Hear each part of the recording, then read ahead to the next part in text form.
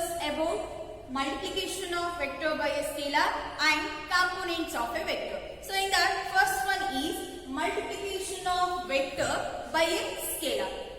Suppose if AB, vector AB, any vector and lambda may be any scalar.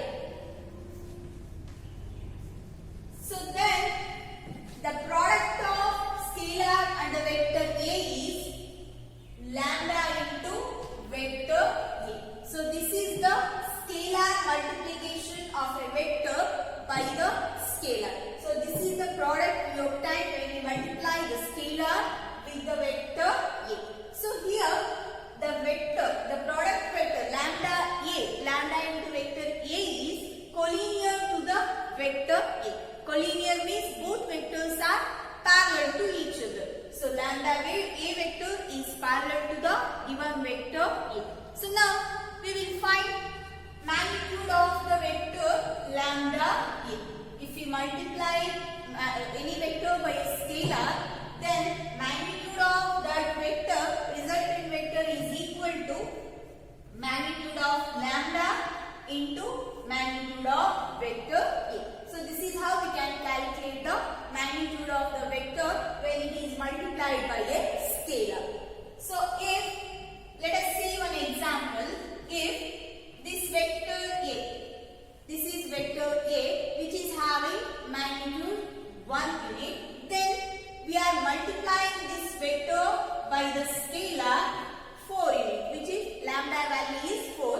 If we multiply this vector by 4 units, then the magnitude of the vector increases. That is 4 into 1, 4. So the resulting vector will be having the magnitude 4 unit. Suppose if you multiply the same vector by taking lambda value as 1 by 2, then the magnitude of the vector value decreases. Size of the vector decreases. So this is of magnitude 1 unit and this vector is of magnitude 1 by 2 units. So 1 into 1 by 2, 1 by 2. So the magnitude will decreases.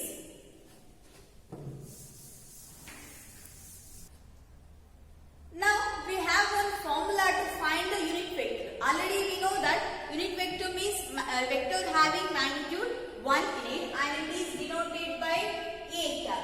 So we have one formula to find the unit vector in the direction of any vector. So here the formula is like this.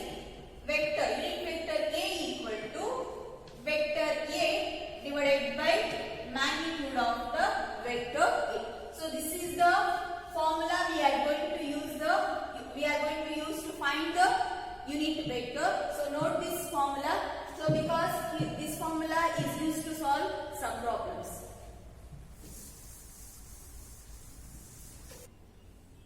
Next concept is components of a vector.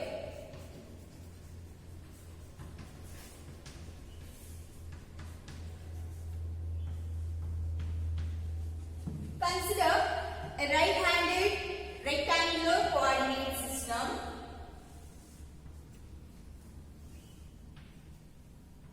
So this is x-axis, y-axis and z-axis and this is origin. On x-axis we have taken the point A and on y-axis B and on z-axis the point C. So here A having the coordinates 1, 0, 0 and at the point B having the coordinates 0, 1, 0 and C has the coordinates 0, 0, 1. Already we know how to find the magnitude of the vector. So here this is the vector. OA is a vector and magnitude of OA is nothing but length of the OA and that can be calculated by using distance formula, that is square root of x square plus y square plus z square. So that magnitude of vector OA is equal to 1. Similarly, magnitude of OB is also equal to 1. So magnitude of OB is equal to 1 and again magnitude of OC is also equal to 1.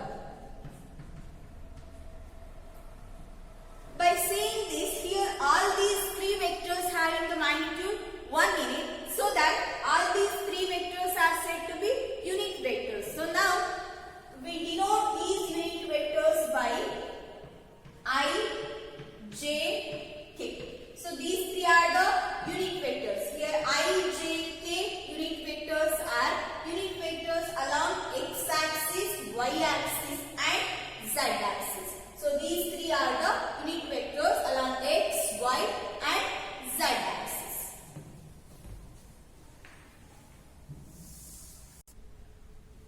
Now we will consider the position vector OP. Already in the last class we have discussed about position vector.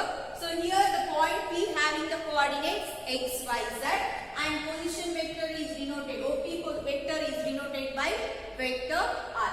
And by looking this, the components of the vector are here. This I vector, unit vector I is along x-axis, vector j is along y-axis and unit vector k is along z-axis. These three are the unit vectors along x, y and z-axis, and this distance we have taken as x and OP as y and OC as z. So that vectors along OA is x side, OB is yj and OC is zk. Now we have considered here P dash. Here we have considered P dash. P dash is foot of the perpendicular of point P. So here P dash is the foot of the perpendicular from the point P. So we will join the origin and this foot of the perpendicular. Here the vectors P dash P is parallel to z axis. So here the vector P dash P is parallel to z axis, and also OC vector and P dash P vector are parallel to each other and both have same magnitude and same direction, so that vector OC is equal to P dash P vector, so which is equal to z into unit vector k. Next, here also vector OB is equal to vector AP dash. Vector OB is equal to vector AP dash. So that vector OB is equal to vector AP dash, which is equal to, we can take the value as y into j. And already we have taken vector OA as x side. Vector OA is equal to x into I cap. So look at the triangle OA P dash. Consider the triangle OA P dash. So in this triangle we can apply triangular law of vector addition. So here the resultant vector is, the sum of the vector is OP dash, and OP dash can be taken, vector OP dash can be taken as vector OA plus vector AP dash. Vector OA is x I cap plus vector AP dash is y j cap. Similarly, we can take the position vector OP and consider the triangle OP P dash. By considering the triangle OP P dash, so here the resultant vector is OP. Vector, again using triangular law of vector addition, OP vector is sum of OP dash vector plus P dash P vector. OP vector is sum of OP vector and P dash P vector. So here already we have found that OP dash vector is xi plus yj. Xi plus yj cap, and P dash P vector is equal to z into k cap. So that vector OP, the position vector OP R, vector R is equal to xi plus yj plus zk, and magnitude of this vector is equal to magnitude of magnitude of vector OP is equal to square root of x square plus y square plus z square. So we have to take the square and sum of the square root of ijk components. So here we have taken the coefficients of unit vectors ij, k. So magnitude of position vector is equal to square root of x square plus y square plus z square. So let us consider two vectors a and b. Here we are considering the vectors a and b, and vector a can be taken as a1i plus b1j plus c1k, and vector b generally I am taking vector b can be taken as a2i plus b2j plus c2k. Now let us consider the first one, sum of these two vectors. Sum of vector a and vector b is given by,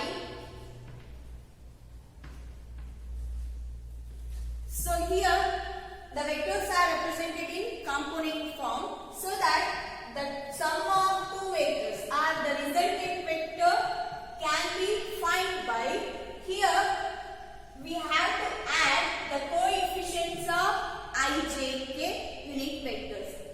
In both the vectors we have to add the coefficient of the ijk.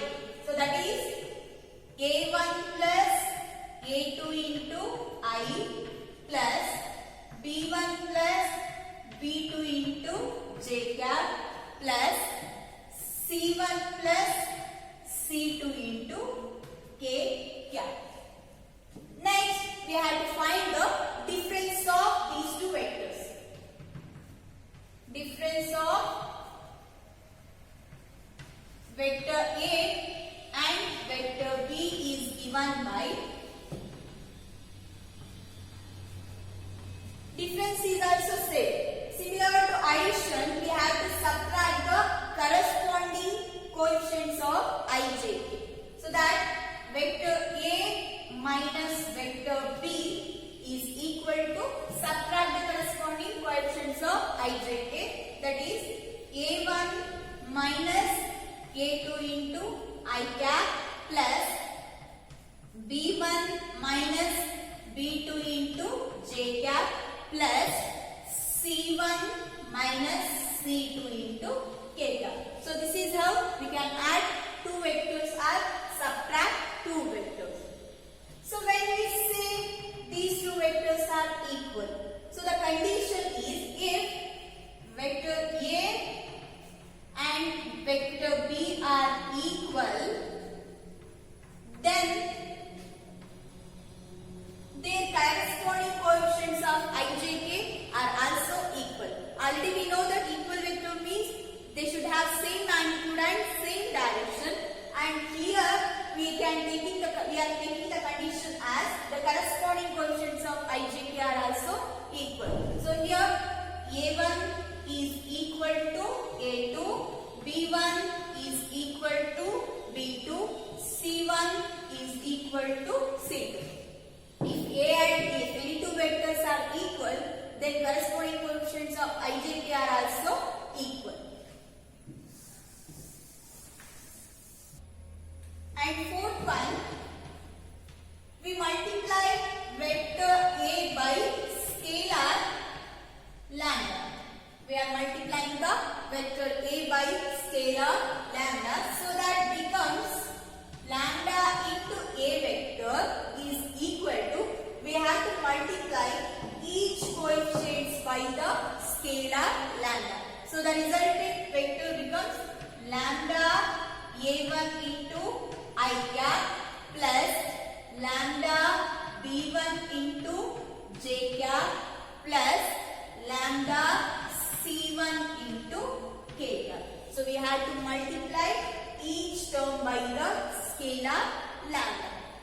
Next, consider, suppose a and b are any two vectors and k and m are any two scalar.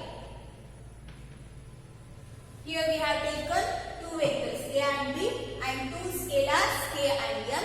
So that here we have three nodes.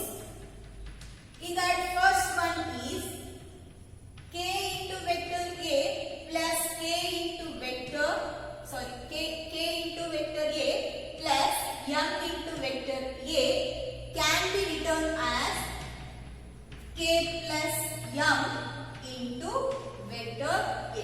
So here vector A is multiplied with scalar k and m. By taking vector A as common, we can write it as k plus m into vector A. And similarly,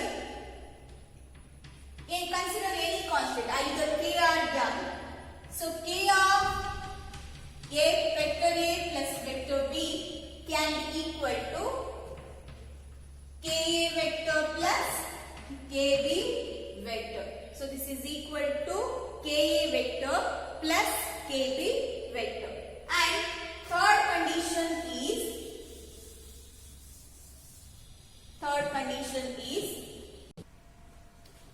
k of m into A vector can be written as km of vector. Already we know that if A is a vector and lambda A is, here lambda is scalar, if we multiply, we already know that multiplication of vector by a scalar, then lambda A vector is collinear to vector A. Similarly, we can say vector A and B are collinear if they should satisfy this condition. That is, vector B is equal to lambda into A vector. Vector A and B are said to be collinear if they satisfy this condition. That is, vector B is equal to lambda into A vector. Consider B vector as B1I plus B2J plus B3K, which is equal to lambda into, and take vector A as A1I plus A2J plus A3K. Already we have discussed multiplication of vector by a scalar is we have to multiply lambda by every term, so that it becomes lambda A1 into I cap plus lambda A2 into J cap plus lambda A3 into K cap. So now these two vectors are equal vectors. So here these two vectors are said to be equal vectors. So if they are equal means corresponding ijk coefficients are also equal. So that first one, I coefficient is equal to I coefficient. Here I coefficient is B1, which is equal to I coefficient, that is lambda into A1. Similarly, J coefficient is B2, which is equal to lambda into A2. And third term, K coefficient is B3, which is equal to, here K coefficient is lambda into A3. By cross multiplying A1 and here A2 and A3, we get B1 by A1, which is equal to B2 by A2, which is equal to B3 by A3, are all values equal to lambda. So that we can directly say that here the coefficients are proportional to each other. So if the coefficients are proportional, then also those two vectors are said to be collinear, and also they satisfy this condition. Vector B is equal to lambda into vector A. Suppose we have second one, consider. Suppose we have one vector A equal to A1I plus B A2J plus A3K. By using this vector, we can find the direction ratios. So if we have only one vector, then direction ratio of that vectors are simply the coefficients of ijk. Direction ratios are denoted by ABC. Direction ratios are denoted by ABC. Here directly we can take the ABC value as A equal to A1, B equal to A2 and C equal to A3. If we have one vector, then coefficients of ijk are only the direction ratios of the